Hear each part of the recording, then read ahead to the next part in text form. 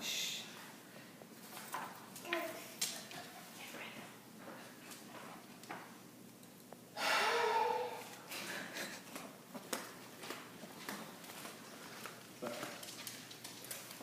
LOL, OMG, JK, IDK.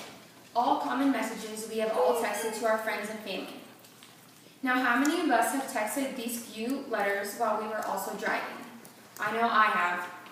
We may have been late or just responding to another message. It took literally seconds to type 2 or 3 letters, right? No harm there, correct? Are those few seconds worth the possible consequences? Those few seconds can mean a difference between life and death. And although these photos I'm about to show you may be quite disturbing, so is our growing number of related fatalities at the hands of drivers who chose to text while they were driving.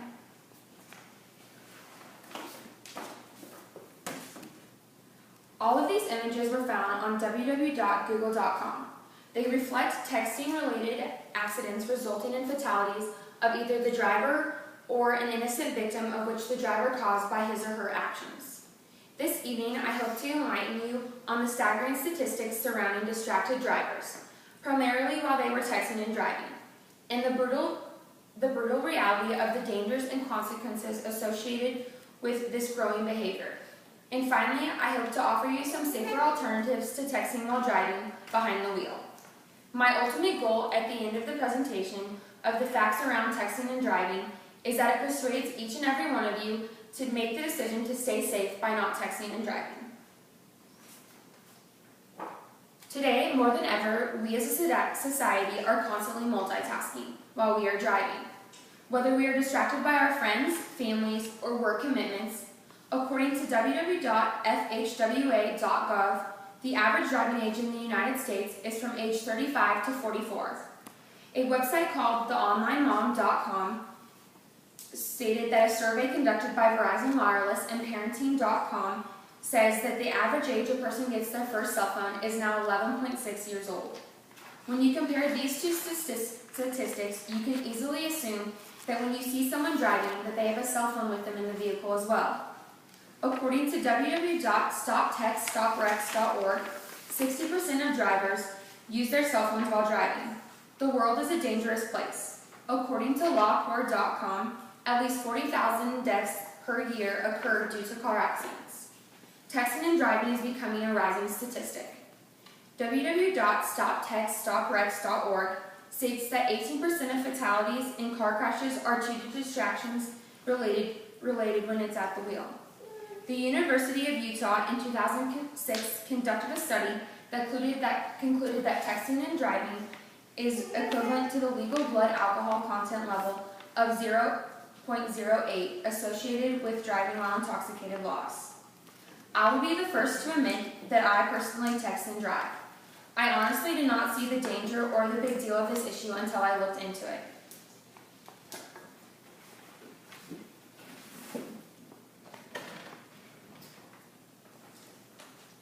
This chart shows you many facts that I found to be alarming. According to StopTextStopRex.com, a driver who texts is 23 times more likely to get in an accident than one that does not. I also learned that while over 90% of teen drivers say they don't drive and drink, 9 out of 10 say that they've seen passengers distracting the driver or the driver themselves using a cell phone while driving. The information on this chart was all found from StopTextStopRex.org.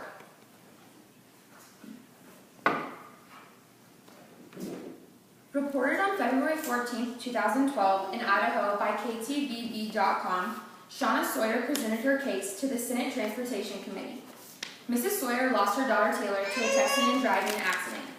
She says, Taylor was using her phone on the freeway.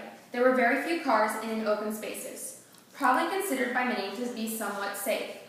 This unfortunately was not the case for Shauna's daughter, who later that night crashed into a tanker truck while she was texting and driving. Taylor's family and friends have all vowed not to text and drive. But Taylor's mother has one last remark. What about the kids who don't know about our daughter Taylor? By having a law in place that specifically lists texting and driving, we are hoping that it will be their reminder. I do not want to be a statistic, nor make my family go through what Taylor Sawyer's family had to. This aid shows a map of texting laws. Today, the trend has increased with 41 states and the District of Columbia by having laws banning all drivers from texting and driving, including Kansas. This is all according to the Insurance Institute for Highway Safety. There is a simple solution to this dangerous distraction. Don't do it. That text can wait, but if it can't, pull over so you aren't texting and driving. That clearly is the easiest solution to keep us safer on our highways.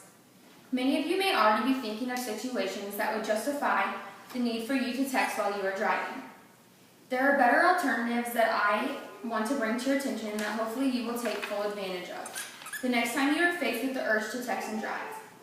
The great thing about living in a society that is technology-driven is that there are great innovations that literally can do things for us. According to an article by Doug Newcomb that I found on MSN.com, the automobile industries and many models have communication systems that allow us to speak or talk hands-free.